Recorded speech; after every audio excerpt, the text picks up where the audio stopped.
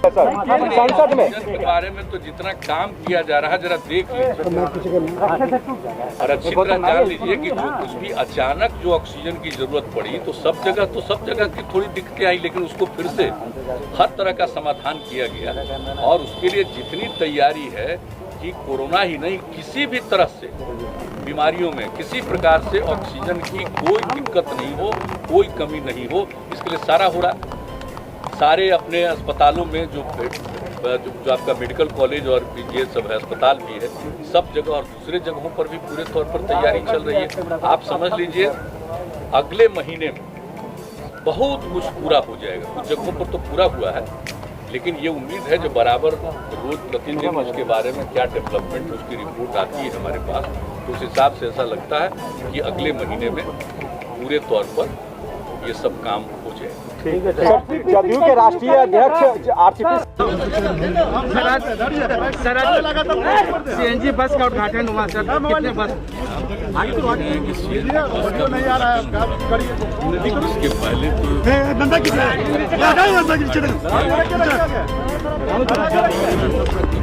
तो आ ही नहीं रहा। अरे नीचे हम बोल रहे वहाँ पे ऑडियो नहीं आ रहा। तो कैमरा में घुसा दो रखिए ना भाई। ये काम किया गया, इससे प्रदूषण नहीं हो सकता है और लोगों को सुविधा होगी। हर प्रकार की सुविधा आप जानते हैं, पिछली बार भी बताया जो इलेक्ट्रिकल बस था, आज भी बस का किया गया है। हर तरह की सुविधा है, का भी पूरा का पूरा ख्याल रखा गया है। बाकी आप जानते हैं कि किस तरह से लोगों को बीमारी के इलाज के लिए गाँव से इतना बड़े अस्पताल उसमें काफ़ी दिक्कतें थी, कम था। ध्यान में रख करके आप देख रहे हैं कि हम लोगों ने जो तय किया है, पहले से जो योजना बनी हुई है उसी में भी ये तय कर दिया है कि हरेक 2 लोगों को दिया जाएगा 2 लाख रुपये तक की मदद दी जाएगी और अधिकतम 2 लाख रुपये तक की मदद दी जाएगी एम्बुलेंस के लिए।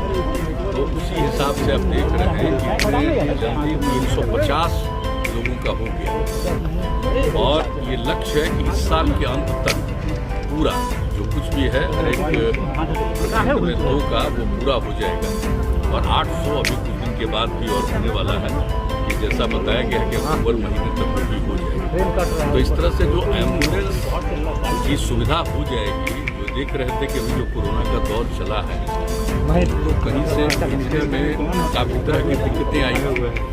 एक तो उसको भी देखते हुए और कोरोना तो आज कल किसी भी प्रकार की बीमारी का कोई सामना करे तो उसको अस्पताल ले जाने में कोई दिक्कत नहीं, नंबर 1। और नंबर 2 दूसरी बात है कि जो एक्सीडेंट वगैरह होता है रोज, तो आप जानते ही हैं कि इतना ज़्यादा सड़क बन गया है, बहुत ही बड़ी बड़ी सड़कें बनी हैं, सब कुछ किया गया है, लेकिन फिर कहीं न कहीं सड़कों पर दुर्घटनाएँ होती और अगर कोई उस इलाके का आदमी दुर्घटना का पीड़ित है तो उसको तत्काल इलाज के लिए, उसके बचाव के लिए अस्पताल वगैरह में पहुंचाना है, तो अगर एम्बुलेंस नहीं होने पर तो दिक्कत होती। एक सीमित समय रहता है, अगर उस बीच में इलाज शुरू हो जाए तो उनके बचने की संभावना रहती है।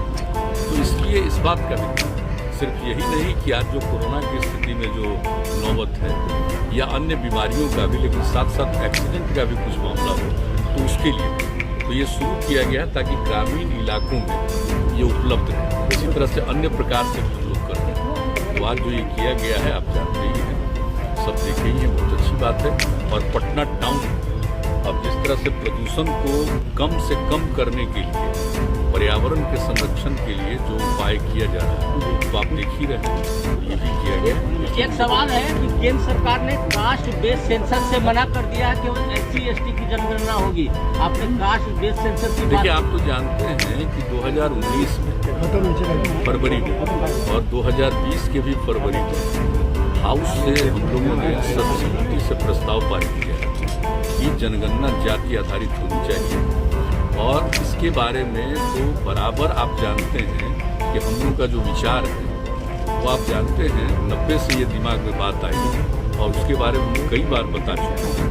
लेकिन यहाँ पर भी हाउस के अंदर भी इस बातों को रखे 2019 में भी और 2020 में भी, तो वहाँ से भी हम लोगों ने सर्वसम्मति से प्रस्ताव भेजा है। हम तो आग्रह करेंगे कि एक बार जरूर करना चाहिए। अब 10 के बाद कुछ दिन के बाद लोगों ने किया था कास्ट का सेंसस किया, तो उसका तो कोई मतलब आया नहीं, ठीक से हुआ नहीं। तो जो बन करके तैयार हुआ था 13 में, तो 13 के बाद तो कभी पब्लिश नहीं हुआ कि आखिर किस इलाके में किस जाति की कितनी संख्या है।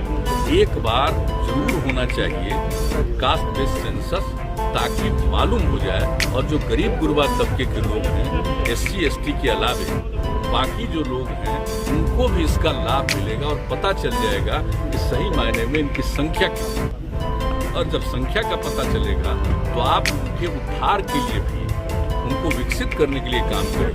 तो मैं तो पुनः अनुरोध करूँगा कि भाई हम लोगों का है, और जब पार्लियामेंट में ये बताया गया कि नहीं हो पाएगा, तो हम लोग तो आग्रह करेंगे कि इस पर जरूर गौर करिए। और हम पहले भी न सिर्फ यहाँ से प्रस्ताव गया है, हमने बातचीत भी की, तो हमारे तो हम लोगों की तो इच्छा है भी कि होना चाहिए और उस सब के हित में। सर एक सवाल है, दैनिक भास्कर के दफ्तर में रेड हुआ है। इसके लिए तो पूरी कार्रवाई हो रही है और आप जानते हैं कि किस तरह से इसका जांच किया, और जांच करने के बाद जो सरकारी कर्मचारी अफसर हैं, उनकी भी कोई भूमिका अगर गड़बड़ दिखाई गई तो उस पर भी कार्रवाई हो रही है। तो पूरी की पूरी कोशिश सरकार की तरफ से और डिपार्टमेंट की तरफ से और बाकी सब कुछ का पुलिस और अन्य विभागों की तरफ से भी इसके मामले में पूरे तौर पर देखभाल किया जा रहा है। वैसे तो हम बराबर कहते हैं कि आप चाहे कुछ भी करिए, कुछ न कुछ तो गड़बड़ करता ही है। आप चाहे कितना भी अच्छा काम कर दिए, दुनिया भर को देख लीजिए, कुछ लोगों की तो मानसिकता गड़बड़ होती है। लेकिन इसके लिए पूरा प्रयास करना चाहिए कि इसका समाधान हो, कम से कम गड़बड़ी हो सके। वैसे तो गड़बड़ी होने नहीं देना है, हम लोग का तो लक्ष्य यही है कि कोई प्रकार की गड़बड़ी नहीं होनी चाहिए। हाँ नहीं, तो देखिए एक एक चीज पर पूरे तौर पर नजर रखा हुआ है लोगों का, और लोग रिपोर्ट करते हैं रेगुलरली। सारे जगह के DM और SP या सीनियर SP ये लोग भी एक एक चीज को देख रहे हैं, और खास करके जिन इलाकों में आप जानते हैं कि सबसे ज्यादा वहाँ से निकलता है बालू, तो उस सब चीजों को भी लोग देख रहे हैं, और कहीं कोई गड़बड़ी कर रहा है तो उसको डिटेक्ट करने की कोशिश कर रहे हैं और उस पर एक्शन भी कर रहे हैं, और सबको कब्जा में रख करके, और जो सरकार के जो डिपार्टमेंट के नियंत्रण में है उसके माध्यम से जो जहां इसकी उपयोगिता है, लोगों को इसको प्रोवाइड करने की भी कोशिश करने में लगे हुए हैं। तो इसके बारे में तो एक मीटिंग हुई है और सब लोग इस काम को कर रहे हैं। तो इतना तो हम जरूर कहेंगे कि देखिए भाई, गड़बड़ नहीं करना चाहिए और ठीक से काम करना चाहिए। कोई भी चीज, किसी भी चीज को गड़बड़ी करने पर तो पूरे तौर पर कोशिश कर रहा है, और अगर सरकारी तंत्र में भी कोई गड़बड़ है तो उनको भी छोड़ा जाता है। अभी कुछ लोगों को पता चला तो उनके ऊपर पूरा पूछताछ हो रहा है, सब कुछ कार्रवाई हो रही है। जो जरूरी बात होगी वो यहाँ के उस पर जो सर दैनिक भास्कर के ऑफिस में नहीं चल पा रहा है, पार्लियामेंट नहीं चल पा रहा, फोन टैपिंग मामले पे हम ड्रामा लगातार जारी है। टैपिंग से सर क्या आपने भी कहा,